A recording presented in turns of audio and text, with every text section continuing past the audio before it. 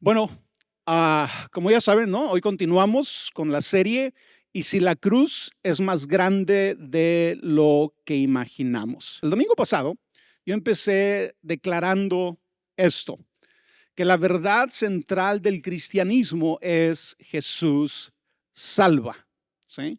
Y cuando tú y yo escuchamos esta frase o decimos esta frase, podría parecer que centra la salvación únicamente en Jesús, ¿verdad? Como si solo Jesús salva y solo Jesús salva, pero déjenme explicarlo de la mejor manera. La escritura es clara al establecer que esta salvación es obra de Dios Trino, ¿sí? ¿Qué quiero decir con esto? Que esta salvación es la obra del Padre, del Hijo y del Espíritu Santo. ¿Ok? Entonces, cuando tú y yo decimos Jesús salva, no estamos diciendo que solamente Jesús, parte de la Trinidad, Él es el único que salva. Estamos diciendo a través de Jesús, Dios salva. ¿Sí? Dios Padre, Hijo y Espíritu Santo salvan. ¿Sí?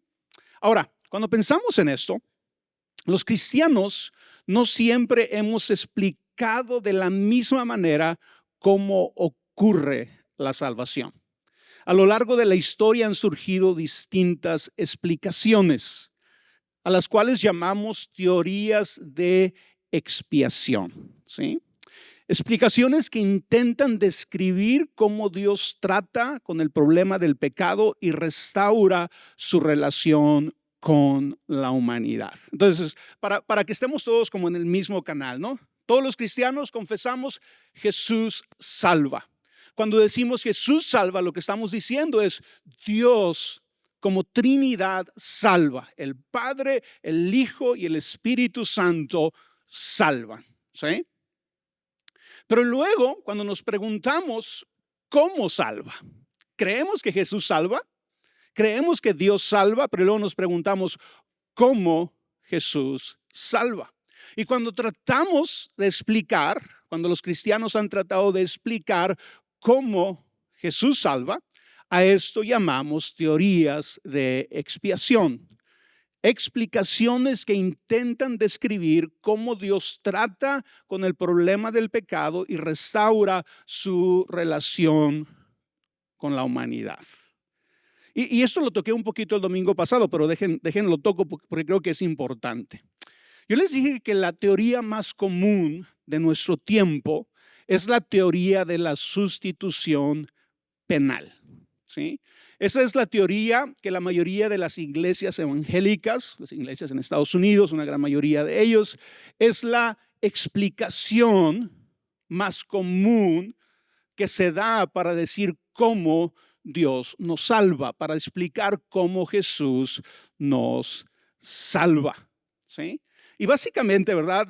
Tratando de ser cortos, la sustitución penal afirma que Jesús tomó nuestro lugar en la cruz, cargando con el castigo y la ira de Dios contra el pecado para satisfacer la justicia divina y hacer posible nuestro perdón, ¿verdad? Esta es una manera corta de describir esta explicación, esta teoría de la expiación, esta teoría, esta explicación de cómo Dios trata con el problema del pecado y cómo restaura su relación con los seres humanos. Y si te das cuenta, ¿verdad? Cuando tú lees esta teoría, esta teoría explica la expiación utilizando principalmente categorías legales como honor, satisfacción, culpa y castigo, ¿sí? Y yo decía el domingo pasado que la gran mayoría de nosotros crecimos en iglesias que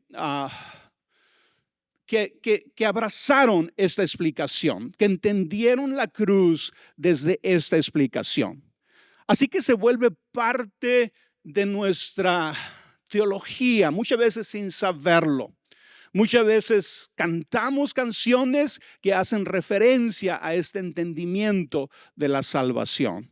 Muchas veces en nuestras predicaciones decimos frases, decimos cosas que apuntan a esta explicación de la expiación. Entonces es parte, se puede decir, integral de cómo entendemos la cruz. Pero es importante que seamos objetivos y nos demos cuenta cómo esta teoría explica la expiación, la obra de Dios para tratar con el pecado y reconciliarse con la humanidad.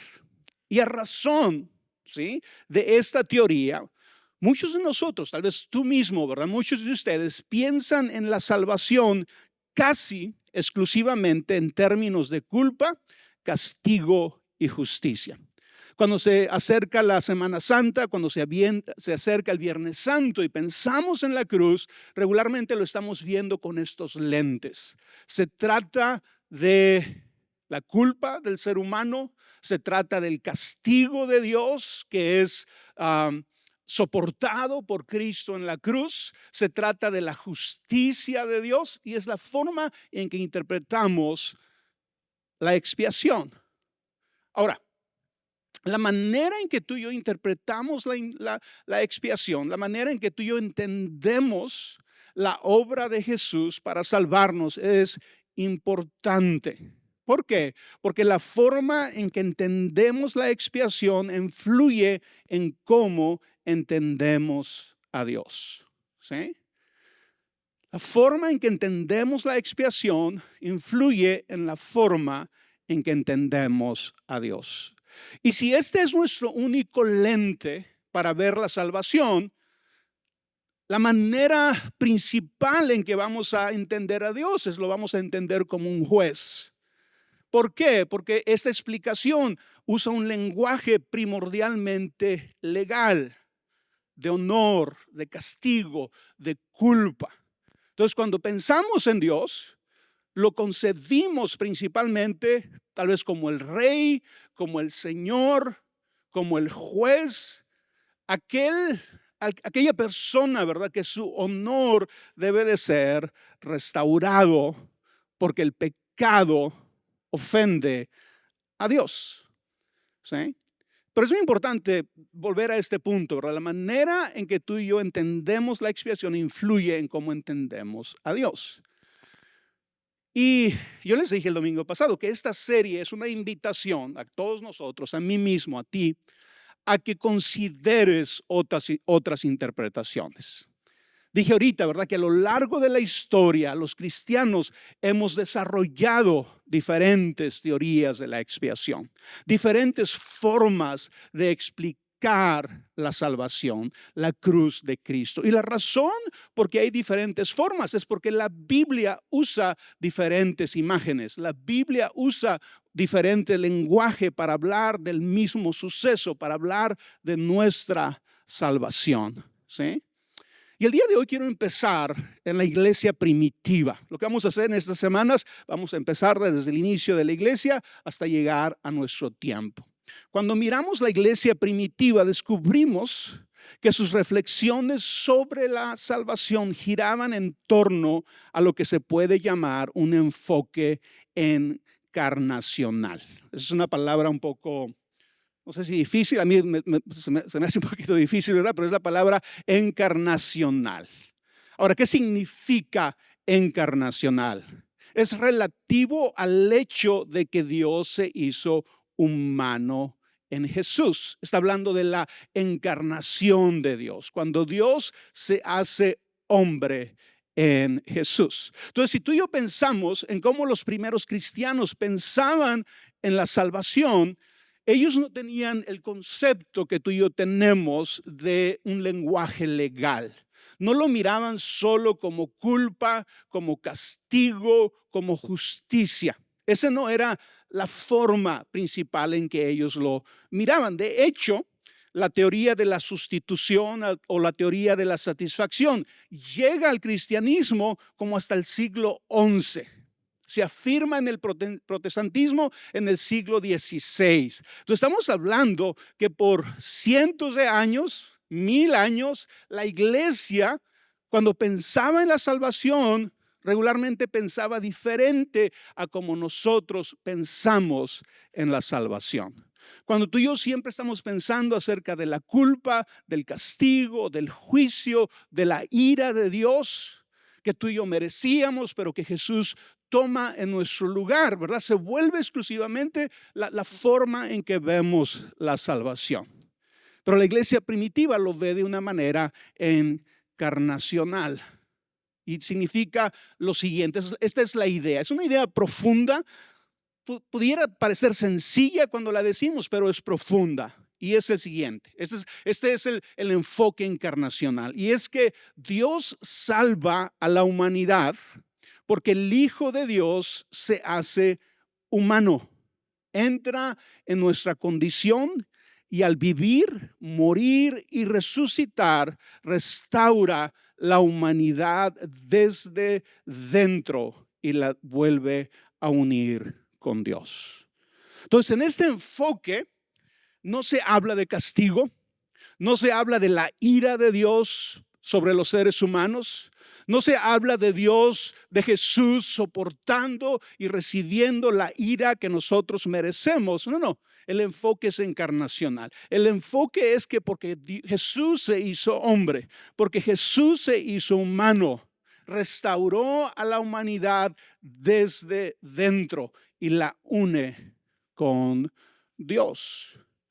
Y para esto me basé en dos teólogos de los primeros siglos. El primero fue Ireneo de León en Francia, que vivió del año 125 al 202, y Anastasio de Alejandría, que vivió del año 296 al 373. Para que sepan, tengan una idea de qué estamos hablando, ¿sí?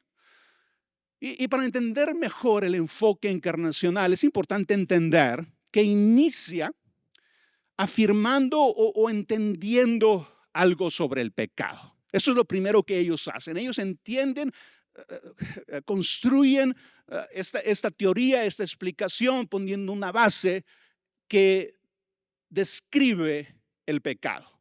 Y ellos dicen lo siguiente. Número uno, el pecado rompe nuestra relación con Dios. O el pecado rompió nuestra relación con Dios. Número dos, el pecado rompe nuestra relación con los demás. Número tres, el pecado rompe nuestra relación con la creación, con el mundo en el que vivimos, con la tierra en la que vivimos, con los animales, con la creación entera. Y número cuatro, el pecado rompe nuestra propia humanidad. ¿Sí? Entonces, el pecado no solamente rompe nuestras relaciones, pero el pecado nos rompe a nosotros mismos, ¿sí? A causa del pecado entra la muerte, a causa del pecado entra la enfermedad, a causa del pecado nosotros mismos, los seres humanos, ¿verdad? Empezamos a vivir esta vida donde no podemos vivir la vida para la cual fuimos creados. Si fuimos creados con un propósito, con una intención, pero el pecado tiene un efecto tan en nuestra vida, en la vida de la humanidad, tan real que rompe nuestra propia humanidad. ¿Sí? Entonces, este enfoque empieza dándole seriedad al pecado. No está diciendo que el pecado no tiene consecuencias, no dice que el pecado no fuera importante, no, le da peso a la idea del pecado.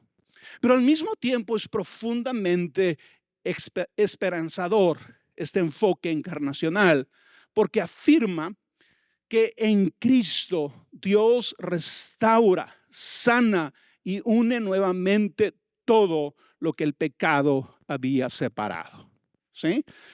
Entiende la seriedad del pecado, pero luego afirma esta verdad increíble, que Dios toma la iniciativa, que Dios restaura, sana y une nuevamente todo lo que el pecado había separado.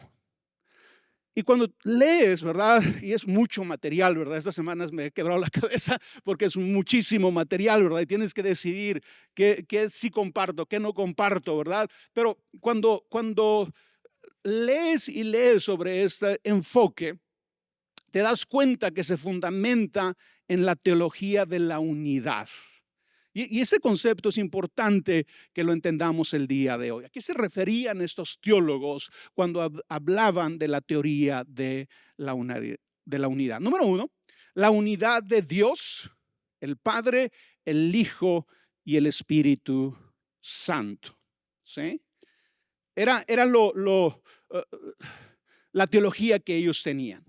La unidad del Padre, del Hijo y del Espíritu Santo. Y para esto tenemos que entender un poco la historia. En el tiempo en el que ellos vivieron, tú y yo decimos cosas, ¿verdad? Que son parte de nuestra doctrina, son parte de lo que hemos aprendido a través de los años. Como tú y yo decimos, Jesús es Dios.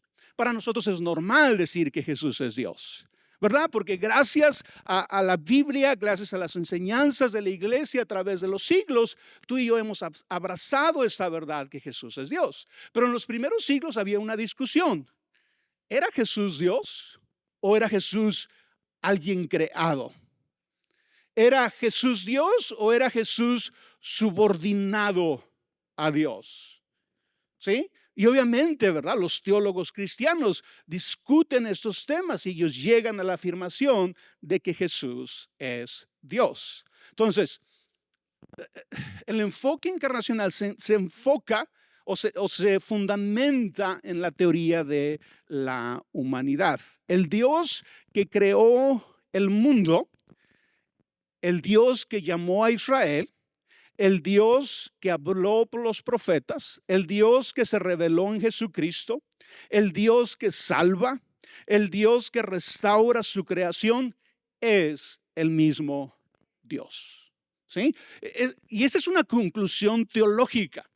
En ese tiempo había discusiones si el Dios del Antiguo Testamento no era realmente el Dios, el Padre de Jesús. De hecho, aún en el mundo moderno hay personas que dicen, híjole, es que yo leo el Nuevo Testamento y veo a Jesús y luego voy al Antiguo Testamento y es muy diferente, ¿verdad? Y nos hace, ¿verdad? Te podría hacer considerar que no estamos hablando del mismo Dios. Pareciera que estamos hablando de dos personas diferentes.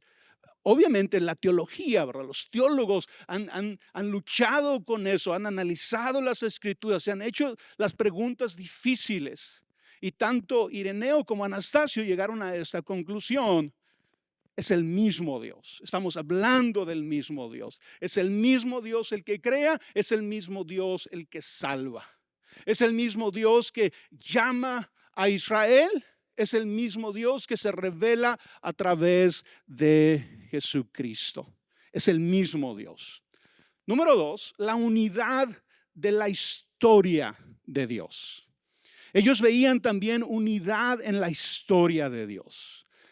¿Y a qué me refiero o a qué se referían ellos cuando decían la historia de Dios? Se referían a la narración bíblica de la obra de Dios en el mundo. Y se entendía en 4 movimientos. 4 movimientos que tienen unidad. ¿Sí? Creación, caída, reconciliación y restauración.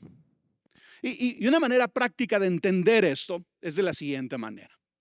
El Dios creador no abandonó su creación en la caída. El Dios que llamó a Israel estaba preparando la reconciliación. El Dios que habló por los profetas anunció lo que haría en Cristo.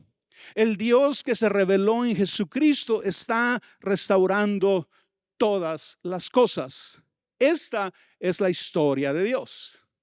Si tú y yo tomamos, ¿verdad? Si tú empiezas a leer la Biblia del Génesis, ¿verdad? Y lees hasta el Apocalipsis, esa es la historia de Dios. Esa es la historia que Dios quiere que tú y yo escuchemos. Esa es la historia que Dios quiere que tú y yo entendamos. Sí, es realidad, el pecado es verdad, la caída es verdad. Pero la historia de Dios, claramente, ¿verdad? No sin sus complejidades, no sin sus preguntas difíciles, no sin sus luchas, ¿verdad? Que tenemos que tener con el texto cuando lo estamos leyendo. Pero si al final podemos hacer una especie de resumen de la Biblia, esta es la historia de Dios. Dios no abandona a la creación en la caída. Esa es la historia que leemos de parte de Dios. Entonces, el llamado de este enfoque encarnacional es que no perdamos la historia que Dios mismo cuenta en la Biblia. ¿sí? No perdamos la historia que Dios mismo cuenta en la Biblia. El abandonar a la humanidad nunca fue una opción para Dios. La restauración de todas las cosas, la salvación, que podemos decir así, la salvación humana, siempre fue su plan, ¿sí? Y entender esto nos corrige, ¿verdad? Porque muchas veces hablamos como si la salvación fuera el plan B de Dios. ¿Cómo lo pensamos? Lo pensamos de la siguiente manera. Dios crea a Adán y Eva perfectos en el huerto, ¿verdad? Del Edén. Y tal vez ahí nos imaginamos, ¿verdad? Que Dios puso a Adán y Eva en el huerto perfectos, ya como ellos tenían que ser por la eternidad. Eso es lo que asumimos, ¿verdad?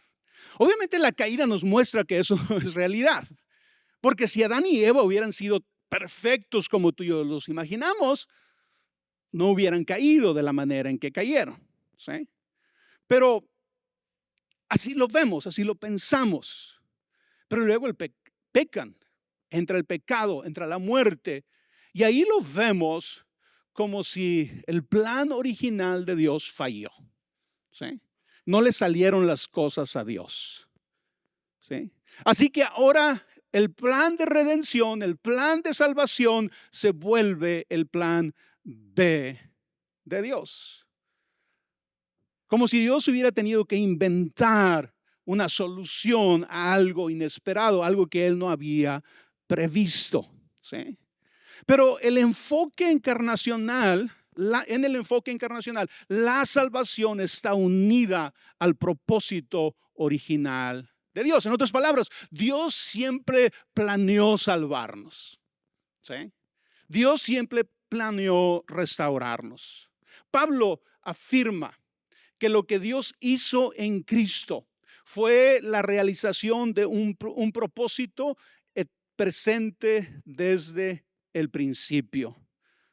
Esto dice el pasaje, dice, hablando de la salvación, de la formación de la iglesia, de la restauración de todas las cosas, Pablo dice, ese era su plan eterno, que lo llevó a cabo por medio de Cristo Jesús, nuestro Señor.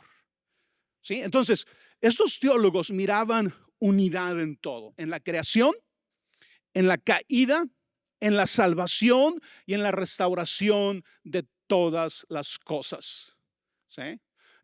Y aquí tú y yo tenemos que ser un poquito más sofisticados, o no sé si esa es la palabra que quiero utilizar, para pensar y no asumir inmediatamente que Adán y Eva eran perfectos como a veces imaginamos. Como a veces tal vez yo he predicado, como a veces tal vez yo te he enseñado, ¿verdad? Que Adán y Eva eran perfectos. Pero otra vez, la caída demuestra que no lo eran, ¿sí? La caída demuestra que no eran perfectos. Quiere decir que el plan de Dios implicaba otras circunstancias que tú y yo a veces no consideramos, ¿sí? Y cuando pensamos en esto, tenemos que entender que cuando Dios crea al hombre, ¿sí? Cuando Dios crea la humanidad, la crea con un propósito, la crea con una meta, pero sobre todo la crea con un destino, ¿sí? Tú y yo pudiéramos pensar, Adán y Eva son el destino, pero aquí es donde tú y yo debemos de corregir nuestra teología. No, Adán y Eva no son el destino. La Biblia nos muestra que el destino es ¿quién? Jesús.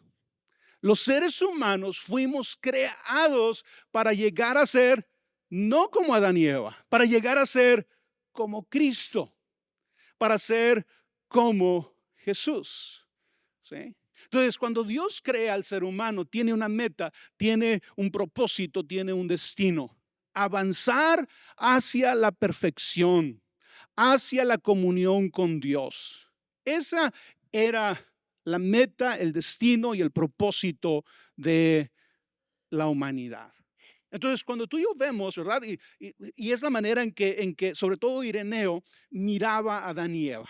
No los miraba como seres ya perfectos, los miraba como seres obviamente con mucho potencial, pero que el propósito de haber sido puestos en el huerto del Edén es que avanzaran a esa perfección, que avanzaran a esa imagen de Cristo. Habían sido creados a la imagen y semejanza de Dios, ¿verdad? Que avanzaran en esa imagen. Por eso, en el libro de Génesis, aún el huerto del Edén es un huerto que no cubre toda la tierra, ¿sí? Cuando Adán y Eva pecan, Dios los expulsa del huerto. Quiere decir que aún el huerto, ¿verdad? Esto que simboliza la perfección, ¿verdad? Donde todo está bien, ni siquiera cubría toda la tierra. Quiere decir que el propósito de Dios al crear a Adán y Eva es que ellos avanzaran junto con toda la humanidad, ¿verdad? Todos sus descendientes, que avanzaran en el extender el huerto del Edén a toda la tierra, a todos los seres humanos. ¿Sí? Cuando tú y yo vemos este enfoque encarnacional, nos damos cuenta que el problema de la humanidad no solamente es culpa. No solamente es que Dios nos dio un mandato y lo desobedecimos. No es solamente que Dios dijo no comas del fruto del árbol y nosotros fuimos y comimos. Ahora, eso es verdad, eso es real, desobedecimos a Dios, buscamos otras cosas que ocuparan el lugar que le correspondía a Dios, pero ese no es el único problema y tal vez ni siquiera el principal problema. El problema de la humanidad es una humanidad rota. El pecado viene y tiene un efecto real sobre la humanidad. El pecado no solo nos hizo culpables, el pecado distorsionó nuestra humanidad. ¿Qué leemos después de los primeros capítulos de Génesis? Que el corazón de los seres humanos estaba cada día más inclinado ¿a qué? Al mal, al pecado. Cuando el origen, ¿verdad? El plan de Dios es que a partir de Adán y Eva, ¿verdad? El corazón de los seres humanos estuviera inclinado hacia Dios, estuviera inclinado hacia Dios mismo, hacia conocer a Dios, a que tener comunión con Dios, que estuviera inclinado hacia lo bueno. Después que el pecado entra en nuestros corazones, realmente hace algo en nosotros que ahora nuestra inclinación es hacia lo malo. ¿Sí? Eso es lo que sucede. Entonces el efecto del pecado es real. No solamente nos hizo culpables, sino que distorsionó nuestra humanidad, interrumpió nuestro propósito, nuestro destino. Eso fue lo que sucedió. Y aquí llegamos a la pregunta central de este enfoque. Y la pregunta es, ¿por qué Dios se hizo humano? Y la respuesta, ¿verdad? Es simple. Deberíamos de poderla entender. Y la respuesta es porque la humanidad necesitaba salvación y no podía salvarse a sí misma. Otra vez, ¿por qué Dios se hizo humano? Porque la humanidad necesitaba salvación y no podía salvarse a sí misma. ¿Ok? Entonces, vamos construyendo desde ahí. Cuando pensamos en esta respuesta, ¿verdad? ¿Por qué Dios se hizo humano? Tenemos que entender que Jesús es completamente Dios y completamente humano. Eso es algo, ¿verdad? Que también la Biblia no los dice, pero los teólogos han tenido que escarbar, han tenido que irse a la Biblia, sacar conclusiones, y la conclusión de la iglesia es: Dios es completamente Dios y completamente humano. Lo cual quiere decir que en Cristo ocurre algo extraordinario. Dios y la humanidad se unen. ¿Sí? Dios y la humanidad se unen. Y eso es increíble. Cuando tú y yo decimos que Jesús se hizo hombre, tenemos que entender que estamos diciendo que Dios y la humanidad se unen. Eso es salvación. Eso es lo que hace posible nuestra salvación. ¿Por qué Jesús se hizo hombre? ¿Por qué Dios tuvo este plan? para salvarnos. ¿Por qué Jesús se hizo hombre? Porque nosotros no nos podemos salvar a nosotros mismos. ¿Sí? Y es importante que tengamos ahorita, al final vamos a tocar ese tema otra vez. Y la manera en que estos teólogos entendían este tema, el enfoque encarnacional, lo miraban de esta manera, entendiendo que este enfoque apunta, enfatiza este concepto que se llama recapitulación. Es una nueva palabra tal vez para nosotros. Recapitulación, así le llamaron ellos a esta idea que voy a compartirles. Y es la idea de que Cristo vuelve a vivir la historia humana, pero ahora correctamente. Adán y Eva tuvieron su oportunidad y fallaron. Pero Jesús llega y vuelve a vivir la vida humana naciendo desde bebé, naciendo en un pesebre, naciendo del vientre de una mujer, de una humana, de una virgen.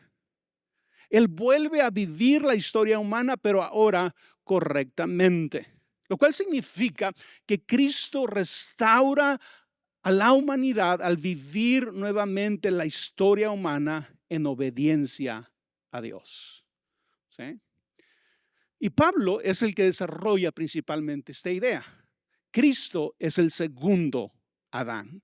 Y ese es el nombre que se le da a Jesús, el segundo Adán.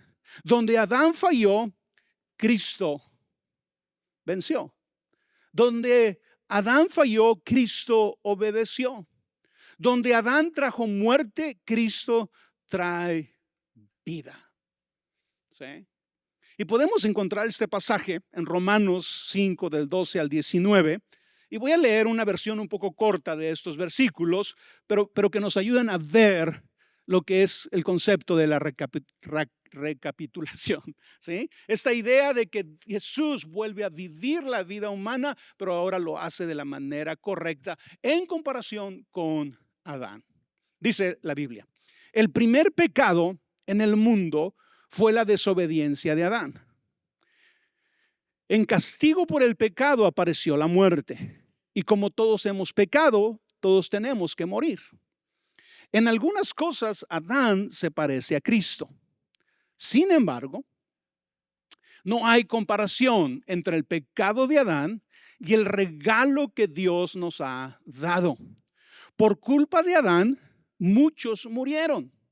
Pero por medio de Jesucristo, Dios nos ha dado un regalo mucho más importante. El pecado de Adán hizo que Dios lo declarara culpable. Pero gracias al regalo de Dios, ahora Él declara inocentes a los pecadores. Si por el pecado de Adán la muerte reina en el mundo, con mayor razón, por medio de Jesucristo, nosotros reinaremos en la nueva vida. Por la desobediencia de uno solo, muchos desobedecieron. Pero por la obediencia de Jesús, Dios declaró inocentes a muchos. ¿Sí? Entonces, en este enfoque encarnacional, la manera en que estos teólogos explicaban la salvación es: Jesús se hace como uno de nosotros. Jesús vive nuestra vida, pero Él la vive correctamente. Él la vive en obediencia. Él la vive sin pecar. Lo que Adán no pudo hacer, Jesús lo hace. Por lo tanto, su vida tiene el efecto opuesto al efecto que tuvo la vida de Adán. ¿Sí? Y esa es la manera en que entendemos el enfoque encarnacional. Ahora, este enfoque no ignora la cruz, ¿verdad? No dice que la cruz no es importante. Sigue creyendo este enfoque y afirmando que Cristo murió por nosotros y que fuimos redimidos por su sangre. Pero aquí está lo interesante de este enfoque, ¿sí? La cruz no está separada del resto de la vida de Jesús. Cuando se estudia la salvación, no se separa la cruz para explicar la salvación de los seres humanos, ¿sí? No se separa del resto de la vida de Jesús. La salvación ocurre en toda la misión de Cristo. Su encarnación, su vida, su muerte, su resurrección y su retorno final forman un solo acto salvador. Todo Cristo salva. Todo lo que Jesús encierra, toda la vida de Jesús es lo que salva. Que obviamente la cruz es parte muy importante, la cruz es esencial, así como el hecho de que se encarnara, ¿verdad? A veces, yo no sé si te ha tocado pensar, pero yo he luchado con eso, ¿verdad? A veces cuando decimos, ¿verdad? Si Cristo no hubiera resucitado, nuestra fe sería vana. Y claro, ¿verdad? Si Cristo no resucita, nuestra fe sería vana. Pero tal vez si Cristo no hubiera muerto también. Pero tal vez si Cristo no hubiera nacido como hombre también. Entonces es difícil separar, ¿sí? Esta parte sí y esta parte no. Entonces lo que hace este enfoque te dice, no, todo es sumamente importante. Desde el nacimiento, pasando por el sufrimiento, por la cruz, por la resurrección, hasta el retorno de Jesús, todo es un solo acto salvador. Todo Cristo salva. Y cuando ellos dicen que Cristo salva, están diciendo que Jesús hace algo real en nosotros. Él cambia la condición humana. Tú puedes pensarlo de esta manera, ¿verdad? El efecto del pecado de Adán es real. ¿Sí? Tú mismo eres testigo de que es real, ¿verdad? Porque todos hemos pecado. Sabemos que es real. Bueno, pues estos teólogos dicen, pero el efecto de la vida de Jesús, de la cruz de Jesús, de su resurrección, también tiene un efecto real en la condición humana. Jesús derrotó al pecado, no solamente en la cruz, lo derrotó en su vida. Desde el día que nació, cuando fue tentado, venció el pecado. Él vence a la muerte al resucitar. Él restaura nuestra comunión con Dios. ¿Qué significa todo esto? Y déjame terminar con estos puntos. ¿Qué significa todo esto que estoy diciendo? Si queremos ampliar nuestra manera de ver la cruz, no verla solo desde esta perspectiva legal, de honor, de castigo, de culpa, de solamente ver a Dios, como este rey, como este juez que está airado con nosotros, que quiere castigarnos, y que entonces Jesús entra, ocupa nuestro lugar y recibe la ira que nos correspondía a nosotros. Si tú quieres ampliar tu manera de ver la salvación, este es un buen punto para iniciar. ¿Por qué? Número uno, porque es el primero, es el primero en la iglesia primitiva. Y está muy cerca de la versión bíblica. Está muy cerca de cómo la gran mayoría de aún los escritores de la Biblia miraban la salvación. Porque otra vez, la Biblia misma, ¿verdad?, utiliza diferentes imágenes para hablar de la salvación. No solamente utiliza el lenguaje de la culpa, también utiliza la imagen del padre que recibe a su hijo. ¿Sí? También utiliza la imagen de la restauración, de la redención, de las relaciones restauradas. Entonces, no solamente se ve desde una perspectiva legal. Entonces, ¿qué significa todo esto? Y con eso vamos a terminar. Número uno. Primero, la salvación es gracia de principio a fin. Que yo preguntaba, ¿verdad? ¿Por qué Dios se hizo hombre? ¿Por qué Jesús se hizo hombre? Porque la humanidad necesitaba salvación y el hombre no se podía salvar a sí mismo. Por eso se hizo hombre Dios. Lo cual indica que la salvación es gracia de principio a fin.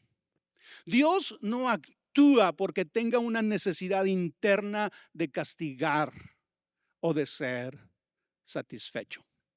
Si tú y yo nos quedamos con la teoría de la expiación, de la sustitución penal solamente, tendríamos que quedarnos con esta idea, que la razón porque Dios salva a la humanidad es porque Él tenía una necesidad interna de castigar a aquel que le había ofendido.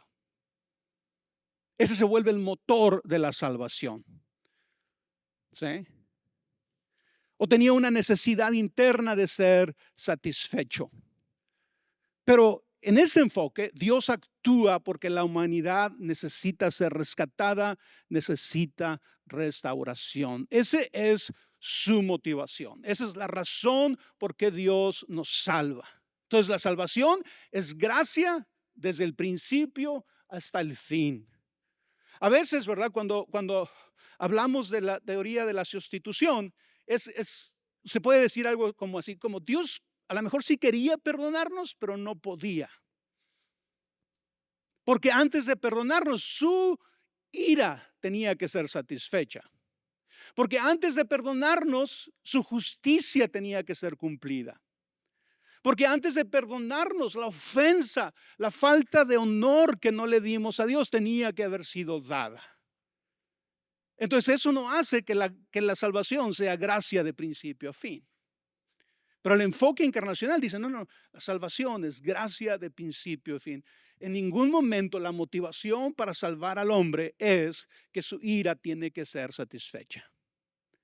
La motivación es que Él creó al hombre, lo creó con un propósito, lo creó con un plan, ser como Cristo. El pecado vino e interrumpió ese propósito, ese destino en nuestras vidas. Y porque somos su creación y porque Dios nos ama, Él envía a su Hijo a salvarnos. Porque nosotros necesitamos ser rescatados. Porque nosotros no podemos salvarnos a nosotros mismos. ¿Sí? Qué importante, ¿verdad? Es poder ver estas otras explicaciones. Ahora, déjenme les digo esto. La Biblia nos dice, ¿verdad?, que para ser salvos tú y yo debemos de creer en Jesús, que Jesús salva, que Jesús es nuestra salvación. La Biblia no necesariamente nos dice, debes de creer cómo exactamente Jesús lo hizo. ¿Sí? Entonces, en ese sentido, nosotros no debes de permitir o no debes de permitirte que haya cierta condenación en ti especialmente cuando hables con alguien, ¿verdad? Y tal vez te digan, no, es que la única forma de creer en la salvación es la sustitución penal. A través de este lenguaje del pecado, del castigo, de la justicia de Dios. ¿Sí? Porque esa es una teoría, es una explicación que la vamos a ver más adelante y que tiene sus puntos válidos también. Pero esta serie es que tú y yo entendamos, esa no es la única explicación. Los cristianos a través de los siglos, cristianos que han amado a Dios, que han amado a la iglesia, han tenido diferentes formas de explicarlo. ¿Sí? Retomo los puntos porque me desvié un rato. Primero, la salvación es gracia de principio a fin. Dios no actúa porque tenga una necesidad interna de castigar o de ser satisfecho. Dios actúa porque la humanidad necesita ser rescatada y restaurada. Segundo, la salvación no es solo perdón legal. Es la restauración de lo que significa ser humano, creado a la imagen y semejanza de Dios. Porque a veces cuando pensamos en la sustitución penal, Dios te quita la culpa, Dios te declara inocente. ¿Sí? Pero ¿qué pasa conmigo, verdad? Yo no solamente necesito que se me dé un perdón legal, necesito ser cambiado, necesito ser transformado. ¿Sí? Tercero, la salvación es unión. Dios une nuevamente a la humanidad consigo mismo en Cristo. Acuérdate, ¿qué hacía el pecado?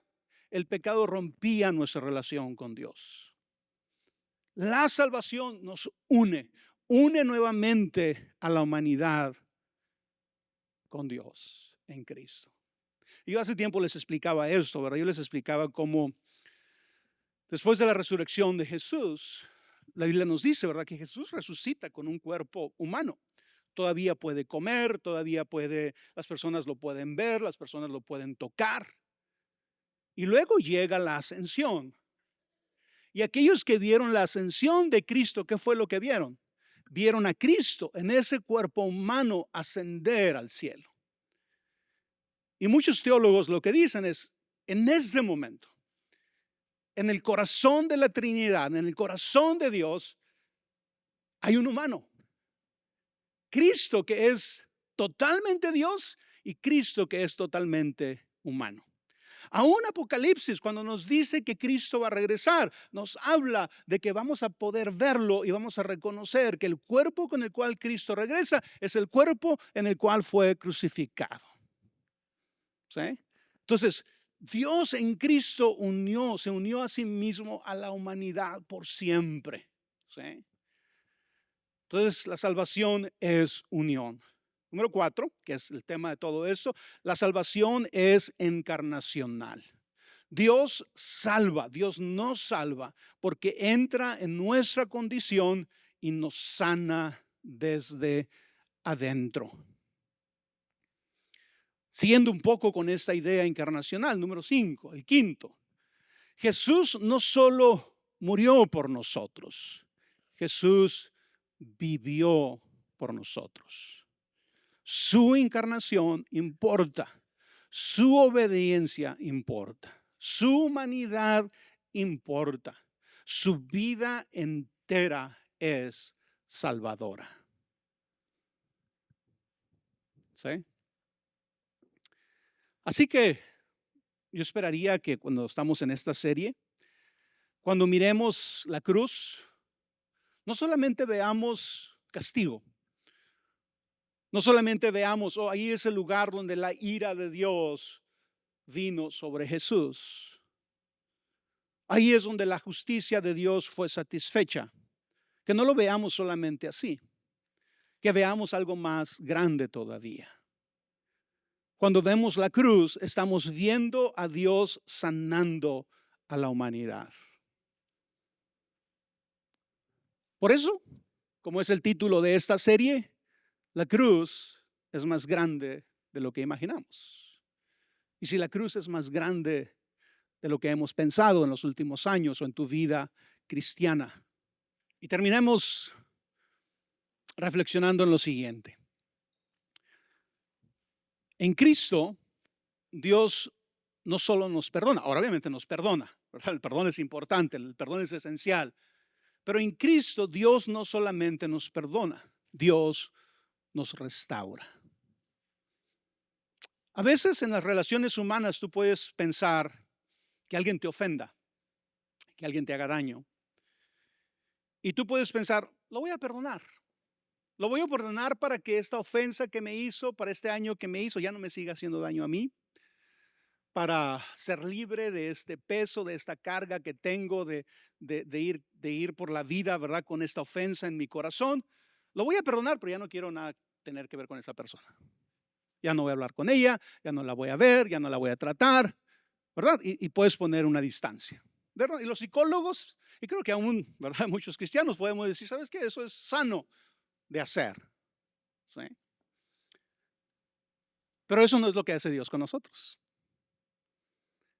Dios no nos perdona y luego nos dice, pero en realidad no te aguanto. Dios no nos perdona y no nos dice, te voy a perdonar porque me está afectando a mí. No, Dios nos perdona y nos restaura.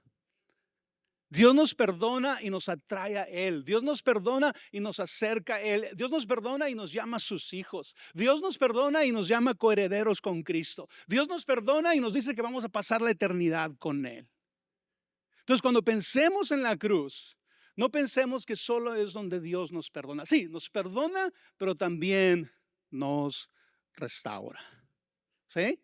¿Y cuántos de nosotros creemos que eso lo necesitamos? Entender, tener esa visión de la cruz, la necesitamos. ¿Por qué? Porque la manera en que entendemos la expiación influye en cómo entendemos a Dios. Si solamente ves a Dios como juez, como esta persona que está enojada contigo, como esta persona que te quiere castigar, pero gracias a Dios Cristo aparece y te salva, o a través de este enfoque puedes empezar a ver a Dios en su esencia, que es amor. Dios me salvó movido por amor. Dios se hizo humano porque yo no podía salvarme a mí mismo. Dios se hizo hombre porque la humanidad estaba rota, estaba quebrantada. Fue su amor lo que lo movió a salvarnos.